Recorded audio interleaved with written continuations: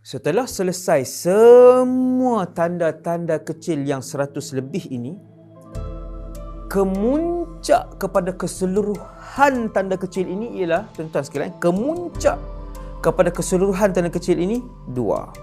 Yang pertama, emas terzahir di Sungai Furat, kemudian munculnya Imam Mahdi, kemudian tanda besar yang pertama ialah keluarnya Dajjal laknatullah alaih.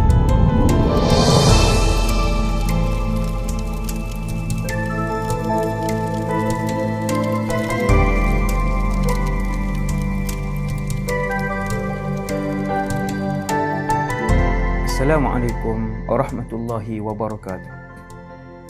Bismillahirrahmanirrahim. Alhamdulillahi rabbil alamin.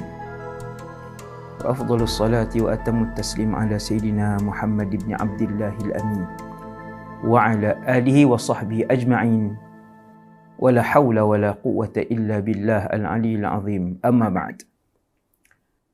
Syukur kepada Allah Subhanahu Wa Taala, para penonton muslimin dan muslimat yang dirahmati Allah Subhanahu Wa Taala sekalian. Kisah hidup akhir zaman masih lagi tentang muqaddimah kepada kehidupan akhir zaman dan juga kiamat. Kenapa kita bercakap tentang akhir zaman, tanda-tanda kiamat dan juga tentang peristiwa end of day tersebut? Nombor satu, Allah SWT berfirman dalam surah An-Naml ayat 65. A'udzubillahi minasyaitonirrajim. قل لا يعلم من في السماوات والأرض الغيب إلا الله. Wahai Muhammad, bagi tahu kepada umat kamu. Kita semua umat Nabi Muhammad. Yang Islam, yang tak Islam, 8 bilion penduduk atas muka bumi hari ini, semua umat Nabi Muhammad. Wahai Muhammad, bagi tahu kepada semua umat kamu. Rasulullah dah wafat. Para ulama menggantikan tempat para rasul. Sampaikan kehendak Allah Subhanahu Wa Taala. Arahan Allah, larangan Allah. Wahai Muhammad, bagi tahu kepada umat kamu, tidak ada seorang pun yang berada di langit dan yang berada di bumi yang mengetahui perkara ghaib illallah, hanya Allah sahaja. Ketua keseluruhan malaikat tidak tahu perkara ghaib. Rasulullah SAW tidak tahu perkara ghaib kecuali mereka dimaklumkan oleh Allah Subhanahu Taala tentang perkara ghaib yang akan berlaku itu. Kemudian beriman dengan perkara ghaib. Kita tahu, kemudian kita percaya. Kita yakin mesti akan berlaku perkara-perkara ghaib ini. Maka itu antara tanda iman. Bila Allah sebut dalam surah Al-Baqarah ayat 3, antara ciri-ciri orang mukmin, alladzina yu'minuna bil ghaibi wa yuqimunas salah, iaitu mereka yang beriman, percaya, yakin dengan benda-benda ghaib dan mereka mendirikan sembahyang. Tuan-tuan, tahu kemudian percaya benda ghaib itu akan berlaku. Itu tanda orang beriman. Bila Nabi sebut bahawa akan keluar dabah, binatang berkaki 4, binatang itu boleh bercakap. Benda ghaib. Benda ghaib. Percaya ke tidak? Maka Quran dan hadis bawa mai kisah tersebut. Kita orang Islam, kita wajib percaya dengan perkara tersebut. Dan kalau kita bukan Islam, sekurang-kurangnya kita tahu, oh, itu yang akan berlaku satu hari nanti. Mudah-mudahan Allah salurkan hidayah ke dalam hati mereka yang belum lagi memeluk Islam. Amin. Ya Rabbal Alamin. Satu, tuan-tuan sekalian, episod kedua ni saya nak bagi tahu kenapa kita bercakap tentang akhir zaman, tanda-tanda kiamat dan hari kiamat. Satu, sebab saya nak ajak kita semua beriman dengan perkara ghaib, kita yakin. Yang kedua, meningkatkan ketaatan dan persiapan untuk menghadapi hari kiamat. Kita tahu bahawa bumi ini ada penghujung usia, alam semesta ini akan berakhir. Kita pun buat persiapan, tidak tenggelam dan leka dengan nikmat dunia yang sementara. Kita sedar umat Nabi Muhammad mula bertaubat. Sebab dia tahu, oh ya, akan jadi ni benda ni. Maka kena berubah. Kena berubah. Tak boleh tunggu esok, tak boleh tunggu lusa. Dia mesti berubah saat ketika kita mengetahui perkara tersebut. Itu meningkatkan ketaatan kita dan persiapan kita. Yang ketiga, bila kita bercakap tentang kisah hidup akhir zaman ini, tuan-tuan, saya juga akan mencerita dan mengulas serta menghuraikan hukum hakam syariat, permasalahan-permasalahan fiqh yang berkaitan dengan akhir zaman. Ada berpuluh-puluh permasalahan fiqh dan hukum hakam syariat akhir zaman. Nanti kita akan selitkan, tuan-tuan. Contohlah, saya buat contoh. Ketika Dajjal keluar, hari pertama Dajjal keluar itu, kata Rasulullah, panjang hari pertama itu bukan 24 jam. Kata Nabi, yaumun kasanah. Panjang hari pertama itu seperti setahun. Sehingga membuatkan sahabat tanya, ya Rasulullah, dah panjang sehari itu daripada 24 jam menjadi setahun, maksudnya 24 darab 360 lebih hari. Sahabat bertanya, atakfi fil yaumil wahidi minha salatu yaumin? Cukupkah kita semayang seperti solat 5 waktu sehari semalam? Nabi kata tak boleh. Uqduru lahu qadrah. Maka Nabi pun bagi tahu, tidak cukup 5 waktu pada hari yang panjang. Walaupun dia sehari, pada hari pertama kemunculan Dajjal, dia sehari. Tetapi panjangnya itu bukan 24 jam. Sehingga membuatkan sahabat bertanya soalan itu. Macam mana nak solat ketika itu? Nanti kita akan huraikan, ada lebih puluhan permasalahan fiqh, hukum hakam syariat yang berkaitan dengan akhir zaman. Sebab tu kita hurai tajuk ni, tuan-tuan, lebih kurang 100 episod. Itu ketiga, kenapa kita bercakap tajuk ni. Yang keempat, bila kita tengok benda-benda ghaib ini tak berlaku, maka kita bertambah yakin bahawa Muhammad ibn Abdullah sallallahu alaihi wasallam itu the messenger of Allah. Dia adalah pesuruh Allah. Sebab benda ghaib ini tidak diketahui oleh mana-mana makhluk. Tuan-tuan, benda yang akan berlaku ribu tahun akan datang, Rasulullah sudah sebut. Apa maksudnya? Maksudnya, pencipta alam ini hanya membekalkan rahsia ini kepada pesuruh-pesuruhnya, iaitu di kalangan Rasul dan Nabinya sahaja, Muhammad SAW. Allah sebut dalam surah Al-Jin, ayat 26 dan 27. A'udzu billahi minasyaitanir rajim. Alimul ghaib. Allah yang mengetahui perkara ghaib. Fala yuzhiru ala ghaibihi ahada. Allah tidak pernah mempamerkan, tidak pernah membuka ghaib, perkara ghaib ini kepada seorang pun. Illa, ada kecuali. Man irtada min rasul ila akhiril ayah. Kecuali, maksudnya benda-benda ghaib ni hanya Allah yang tahu, dan Allah bagi tahu, buka maklumat dan rahsia ini kepada mereka yang di kalangan Rasul. Jadi, bila kita tengok benda-benda ghaib ini, tanda-tanda kecil yang melebihi 100 yang telah pun berlaku, kita begitu yakin benarlah Muhammad itu pesuruh Allah. Sebab 1000 tahun perkara tu nak berlaku, Muhammad ibn Abdullah SAW dah bagi tahu benda tu. Itu yang keempat, kenapa kita bercakap tentang episod kisah hidup akhir zaman. Dan yang kelima, kita dapat mengetahui keadaan sebenar, situasi sebenar dan bagaimana cara bertindak ketika berlaku keadaan itu. Tuan-tuan, waktu berlaku suasana itu apa yang kita nak buat? Contoh saya buat di sini, ringkas saja tuan-tuan. Ada berpuluh-puluh tindakan yang nanti kita akan belajar. Kalau berlaku yang ni, buat apa? Kalau berlaku ni, buat apa? Nabi dah ajak. Sebab tu kita bercakap tajuk ni. Contoh nanti, sungai Furat di Iraq itu akan kering. di beberapa kawasan sehingga menimbulkan gunung-gunung emas. Gunung itu emas. Maka Nabi kata jangan pergi. Kerana setiap 100 orang yang pergi, 99 akan mati. Maka kita tahu benda apa kita nak bertindak. Maka tuan-tuan, ratusan tanda kecil plus tanda besar tadi, bila berlaku kita tahu apa tindakan yang kita nak buat dan bagaimana menghadapi situasi itu. Itu sebab yang kelima. Tujuan keenam kita bercakap tentang akhir zaman dan kiamat ini tuan-tuan ialah sebagai persiapan emosi dan mental kita apabila berlaku perkara itu. Sebab benda-benda yang berlaku ni tuan-tuan dan para penonton sekalian, benda yang pelik.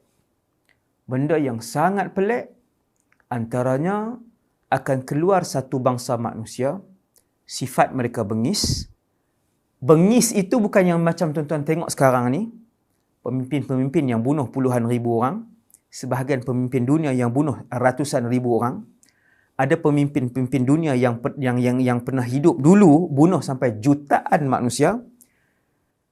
Bangsa manusia yang bernama Ya'juj wa Ma'juj yang akan keluar ini jauh lebih ganas. Bilangan mereka lebih banyak daripada keseluruhan manusia yang ada atas muka bumi hari ini. Apabila mereka keluar, mereka akan melakukan pembunuhan dan kerosakan. Bunuh, rosak. Dua tu. Tema bangsa ini. Mereka manusia. Apa kita nak buat ketika itu? Sekiranya kita hidup pada zaman itu. Yang tu nanti semua saya akan perincikan dalam 100 episod ini. InsyaAllah tuan-tuan. Jadi itu persiapan. Persiapan fizikal, emosi, mental kita. Sangat penting untuk diketahui. Yang ketujuh dan yang terakhir. Kenapa kita bercakap tentang tajuk ini ialah apabila kita mendengar keseluruhan perbincangan tentang peristiwa akhir zaman dan tanda-tanda kiamat kecil dan besar, kita akan begitu yakin dan optimis dengan kemenangan dan masa depan Islam insya-Allah.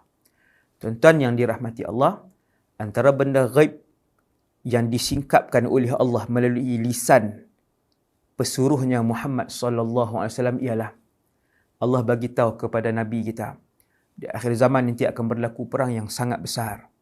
Seluruh orang bukan Islam bergabung ketenteraan, kekuatan, ekonomi, kepakaran mereka untuk menempuh dan menerjah menyerang umat Islam sahaja. Yang ketika itu kelompok umat Islam berseorangan, tetapi Allah SWT bagi tahu yang akan menang dalam peperangan terbesar itu adalah umat Nabi Muhammad sallallahu alaihi wasallam. Selepas itu akan tertegaknya Islam di atas muka bumi ini. Allahu Akbar, seronok kita dengar. Dan jangan takut ketika Islam memerintah muka bumi ini, seperti mana 1000 tahun Islam memerintah semasa Nabi Muhammad dan 1000 tahun selepasnya dengan keadilan. Tidak ada harta, maruah dan nyawa orang bukan Islam yang diceroboh. Begitulah satu hari nanti seluruh muka bumi ini pemimpinnya bernama Isa ibn Maryam alaihi salam. Itulah antara berita gembira yang membuatkan kita orang Islam dan bukan Islam akan seronok dengan berita tersebut. Dengan zaman itu, tidak ada kemungkaran, tidak ada jenayah, keadilan serata-rata muka bumi ini. Maka pengkisahan ini memberikan semangat kepada saya, orang Islam, tuan-tuan semua orang Islam dan para penonton yang bukan Islam, untuk kita berasa tenang. Satu hari nanti, bumi ini akan mengalami satu proses yang begitu makmur, yang begitu tenang, yang begitu adil. Tidak ada lagi kezaliman ketika itu, iaitulah ketika pemerintahan Imam Mahdi dan juga pemerintahan Nabiullah, seorang pesuruh Allah yang bernama Isa ibn Maryam alaihissalam. Sekadar itu dulu untuk episod yang kedua. Kita nantikan dalam episod yang ketiga bermula huraian tentang tanda kiamat kecil yang pertama. Dan begitulah episod-episod seterusnya. Semoga Allah Ta'ala memberkati usaha ini. Wa sallallahu ala sayyidina Muhammad wa ala alihi wasallam. Assalamualaikum warahmatullahi wabarakatuh.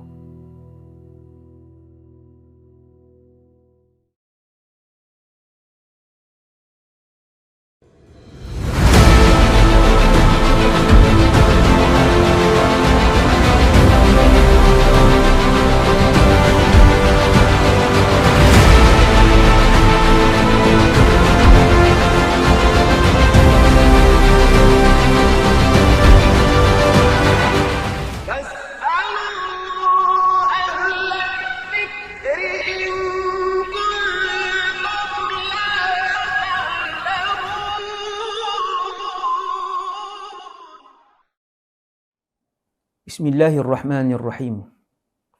Alhamdulillah wassalatu wassalam ala Rasulillah wa ala alihi wa sahbihi wa man walah wa la haula wa la quwwata illa billah, amma ba'd. Bersama saya Ustaz Muhammad Wadi Anwar bin Ayub, episod pertama Kisah Hidup Akhir Zaman. Pada kali ini kita akan menyebut tentang 3 tanda kecil kiamat. Muslimin, para penonton yang dirahmati Allah SWT sekalian, saya bahagikan perjalanan bumi ini daripada hari ini sehinggalah kehancuran dan kebinasaan alam semesta kepada 7 peringkat. Yang pertama, peringkat kita pada hari ini, tahun 2023. Sekarang ini kita hidup, semua orang menjalani kehidupan. Tanda-tanda kiamat sudah disaksikan lebih daripada 100. Setelah habis tanda-tanda kiamat kecil yang akan saya huraikan insya-Allah dalam 100 episod ini, kita akan masuk ke dalam fasa yang kedua, iaitu fasa perang dan kemenangan Islam. Muncul salah seorang keturunan cucu cicit pesuruh Allah Muhammad SAW yang bernama Muhammad ibn Abdullah. Beliau akan menyatukan seluruh umat Islam di segenap penjuru dunia dan berperang mempertahankan Islam dan umat Islam yang diserang selama ini. Perang demi perang akan dipimpin oleh beliau sehinggalah kemuncak kepada seluruh peperangan ini apabila orang kafir bergabung keseluruhannya. Blok A, Blok B, Blok C, orang-orang bukan Islam bergabung dan mereka akan menyerang umat Islam. Itu fasa yang kedua. Dalam fasa kedua ini, perang demi perang ini, umat Islam akan menang, insya-Allah. Ini yang dijanjikan oleh Nabi Muhammad sallallahu alaihi wasallam. Dan Muhammad sallallahu alaihi wasallam itu bercakap berdasarkan wahyu yang diberikan kepada baginda Rasulullah sallallahu alaihi wasallam. Habis fasa kedua, perang menang sehingga kemuncak kita menang. Kita akan lalu fasa ketiga, iaitu fasa ad-dajjaliyah. Fasa kedajalan, fasa umat Islam akan terkepung. Umat Islam tak mampu untuk berhadapan dengan Dajjal, termasuk pemimpin hebat mereka Imam Mahdi. Waktu itu umat Islam akan berada dalam keadaan dikepung. Sesiapa yang mengaku Dajjal sebagai Tuhan, mereka akan dimuliakan, diberi rezeki dan kemewahan. Tetapi umat Islam yang benar-benar hebat iman mereka, tulen iman mereka, mereka akan bertahan dengan iman mereka. Tempat tinggal musnah, suasana kelam kabut ketika itu. Harga yang paling mahal dibayar ketika itu untuk mendapatkan kemewahan makanan dan minuman, harganya ialah iman. Semoga Allah selamatkan saya dan perempuan semua pada zaman kedajalan itu. Zaman Dajjal itu zaman umat Islam terkepung. Setelah selesai zaman Dajjal bermaharajalela untuk beberapa puluh hari, 40 hari, datanglah zaman kegemilangan terhebat sejarah umat Islam di atas muka bumi Allah. Iaitulah zaman Nabi Isa, seorang Rasul yang masih hidup di langit sehingga ke hari ini. Beliau akan diturunkan oleh para malaikat dengan arahan Allah. Ketika itu beliau akan membunuh Dajjal, la'natullah alaih, di Babul Lud, Palestin. Seperti mana yang disebutkan oleh Rasulullah SAW, selepas Dajjal dibunuh, bumi akan diperintah dengan kemakmuran, keadilan. Yang memerintah itu Islam. Pemerintahnya bernama Isa ibn Maryam alaihissalam. Itulah Nabi Isa yang sebenar, yang diangkat oleh Allah Subhanahu Wa Taala satu ketika dahulu, ketika dikejar untuk dibunuh oleh orang Yahudi ketika itu. Allah angkat beliau alaihissalam ke langit. Beliau akan turun, membunuh Dajjal, mengalahkan kesemua musuh-musuh. Ketika itu bumi akan ditadbir dengan keamanan. Sehingga binatang-binatang tidak lagi berbisa. Unta dipelihara bersama dengan singa, kambing dipelihara dengan harimau, ular tidak lagi mematuk kanak-kanak yang bermain dengan ular. Tidak ada orang yang dizalimi Islam ataupun tidak Islam pada zaman itu. Kemewahan membuak-buak di atas dunia ini, melimpah-limpah kemewahan. Hingga tidak ada satu jenayah pun yang dilakukan pada zaman itu. Itulah zaman kemakmuran dan kemuncak kemewahan dunia adalah pada zaman tersebut. Selesai zaman keempat itu, beralih kepada fasa kelima, iaitu fasa rosak. Di bawah tajuk rosak dan kematian. Iaitu dengan keluarnya satu kumpulan manusia yang bilangannya begitu ramai, berapa puluh bilion, wallahu a'lam. Sekarang ini mereka dikepung, kumpulan manusia yang perosak binasa tanpa belas ihsan. Tidak ada sedikit pun belas ihsan dalam hati mereka. Dan tema yang kumpulan ini bawa adalah kerosakan, kebinasaan dan pembunuhan. Mereka adalah Ya'juj wa Ma'juj. Mereka merosakkan muka bumi Allah, membunuh. Dia tak ajak untuk keluar daripada Islam, tetapi melakukan kerosakan yang begitu luar biasa di atas muka bumi. Itu zaman fasa kerosakan. Selepas selesai fasa kelima, kerosakan dan kebinasaan, pembunuhan oleh Ya'juj Ma'juj ke atas bangsa manusia, bermula fasa yang keenam. Islam dan iman diangkat daripada muka bumi Allah. Al-Quran diangkat daripada bumi. Kaabah yang mulia itu diruntuhkan. Itu adalah fasa damar ataupun inhiyar, fasa Islam hilang di atas muka bumi Allah. Apakah lagi yang kekal di atas bumi ini ketika mana Islam tak ada? Hilang rahmat Allah. Waktu itu dalam fasa yang keenam, tidak akan ada lagi azan yang dikumandangkan seperti hari ini. Islam dan iman tidak berbaki sedikit pun di atas muka bumi Allah. Tiada lagi kandungan Al-Quran. Kaabah dirobohkan. Tuan-tuan bayangkan fasa yang keenam. Bagaimana manusia yang hidup pada fasa itu. Tidak ada lagi seorang pun yang menyebutkan di atas bumi ini La ilaha illallah. Kemudian masuklah fasa yang ketujuh, iaitulah kehancuran semesta alam. Kehancuran buat selama-lamanya seluruh inci alam semesta ini, iaitulah qiyamus sa'ah, iaitu hari kiamat. Tuan-tuan yang dirahmati Allah sekalian, pada hari ini, sekarang ini, saya akan mulakan tentang tanda-tanda kecil sebanyak 100 lebih, 140, 150, begitulah keseluruhan tanda-tanda kecil. Saya akan mulakan dengan tanda kecil yang pertama, seperti mana yang dihimpunkan oleh para ulama, iaitulah tanda kecil pertama bahawa bumi ini, alam ini sudah dekat dengan kiamat, iaitulah Rasulullah SAW diutuskan. Nabi Muhammad diutuskan. Itu adalah tanda bahawa bumi ini sudah hampir kepada zaman as-sa'ah ataupun kehancurannya. Seorang sahabat bernama Sahal bin Sa'ad meriwayatkan bahawa aku melihat Nabi Muhammad SAW pada satu hari Nabi buat begini tangan dia. Nabi kata, aku diutuskan, dilantik menjadi Rasul dan kejadian kiamat begini. Iaitu perutusan aku dan kiamat begini, Nabi kata. Perutusan aku dan kiamat begini. Apa maksudnya? Dekat. Begitu zaman Nabi diutuskan menjadi Rasul dengan juga zaman kiamat. Dengan kehancuran alam. Nabi kita sangat dekat. Jadi bila Nabi tunjuk bu'ithtu was-sa'atu kahatain, kata para ulama, betapa dekatnya zaman perlantikan Muhammad sebagai Rasul dengan zaman yang akan berlakunya kehancuran alam itu, seperti mana dekatnya al-sababah wal-wusta, jari tunjuk dengan jari tengah.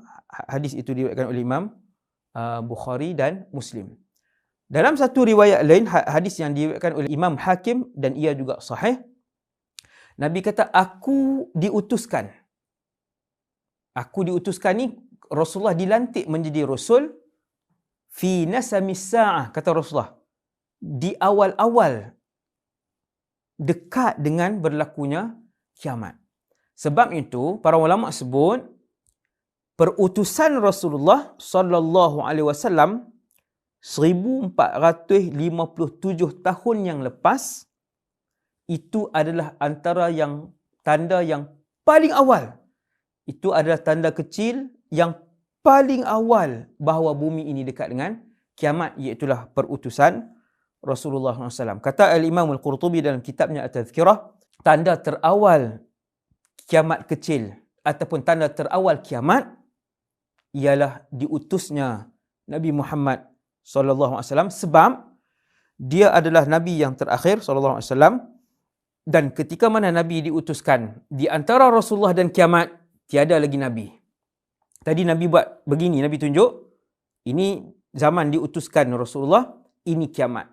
Di antara Nabi dan kiamat, tidak ada lagi mana-mana Nabi lain yang diutuskan kepada alam ini.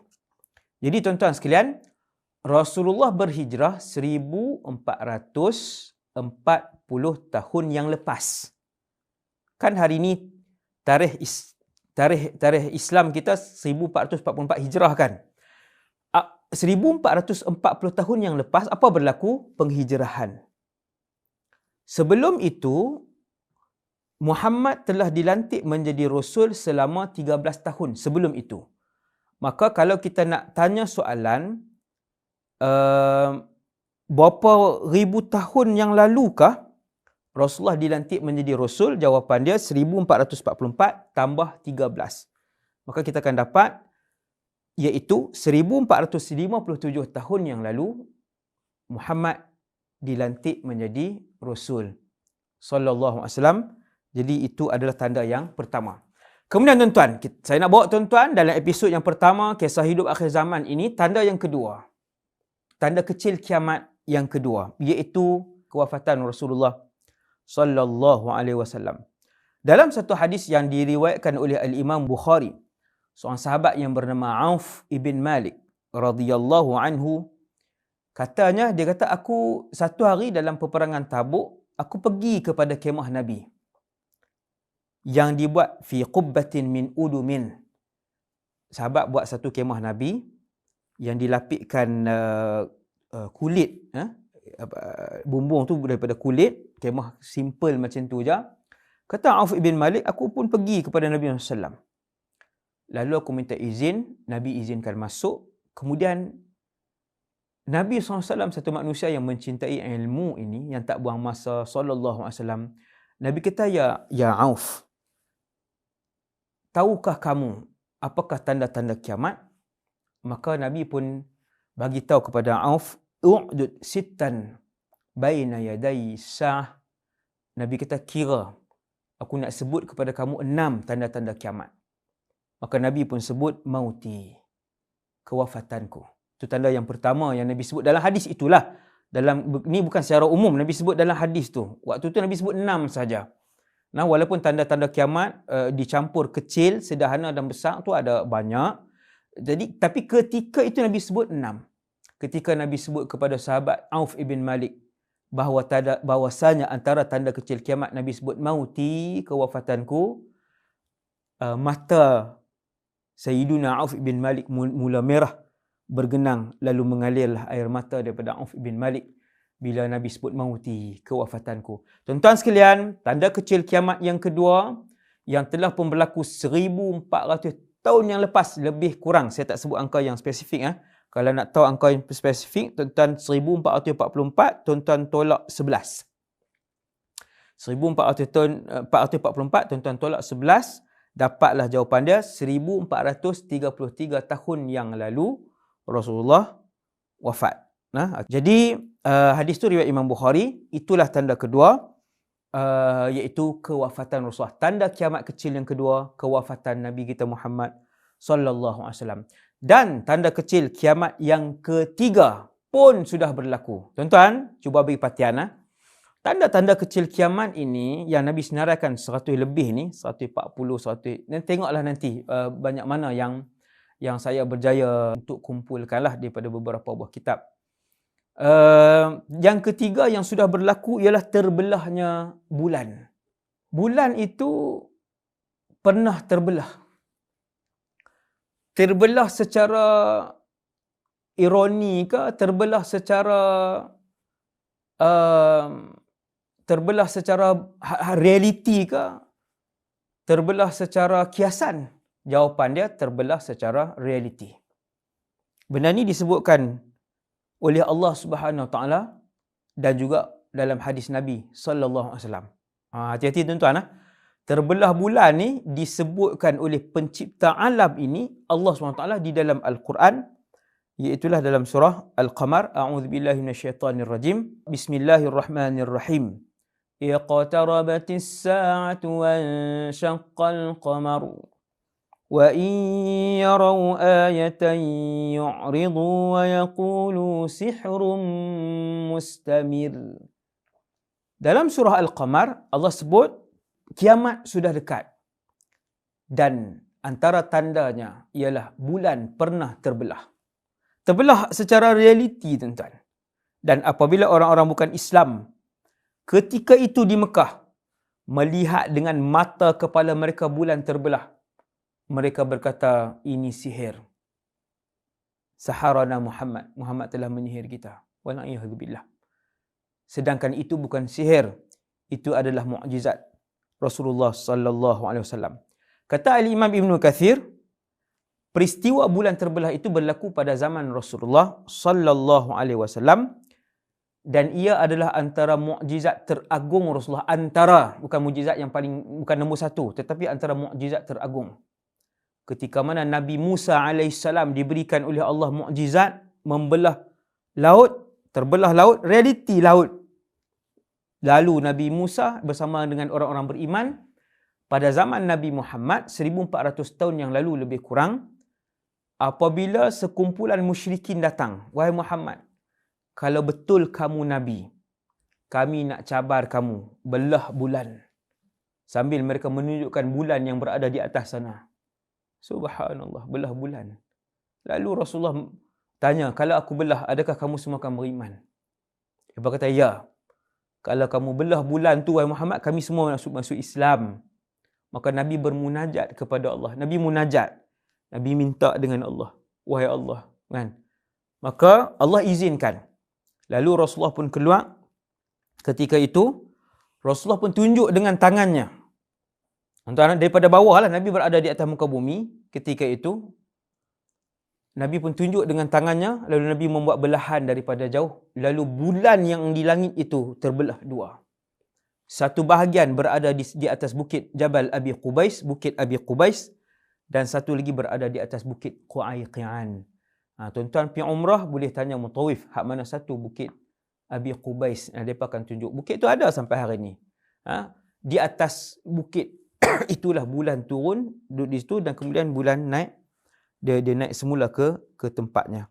Peristiwa itu dilihat oleh seluruh penduduk Mekah ketika itu dengan mata kepala mereka.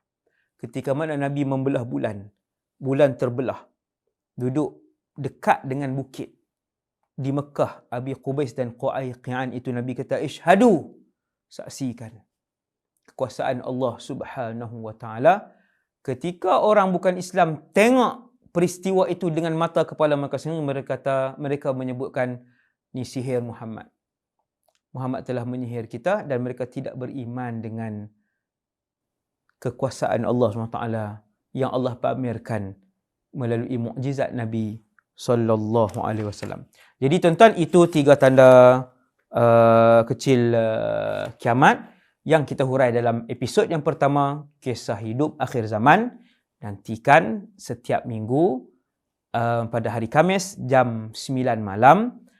Episod-episod seterusnya kisah hidup akhir zaman membongkarkan tanda kiamat kecil, tanda kiamat sederhana, tanda kiamat besar, dan akhirnya kehancuran bumi ini pada setiap hari Khamis jam 9 malam.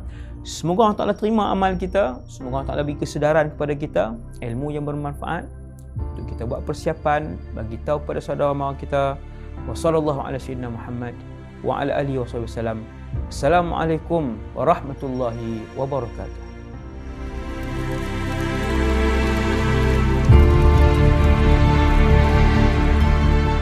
Baitul Maqdis, tuan-tuan sekalian, insya-Allah akan dipimpin dan diperintah semula oleh umat Islam, mesti dan mesti, iaitulah pada akhir zaman nanti di bawah pimpinan seorang cicit turunan Rasulullah, Muhammad ibn Abdullah Al-Mahdi. Itulah ketika itu akan berlaku peperangan di antara Islam dan kufur.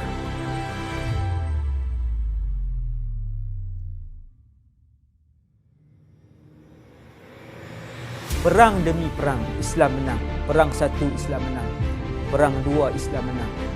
Perang tiga, Islam menang. Sampailah Dajjal dibunuh, Baitul Maqdis ditawan oleh umat Islam, dan akhirnya ketika itulah Baitul Maqdis ditawan, Baitul Maqdis sekali lagi, dan seluruh kota-kota sekitarnya akan diperintah oleh umat Islam. Insya-Allah kita nantikan apa yang dijanjikan oleh Allah dan apa yang disampaikan oleh Rasulullah.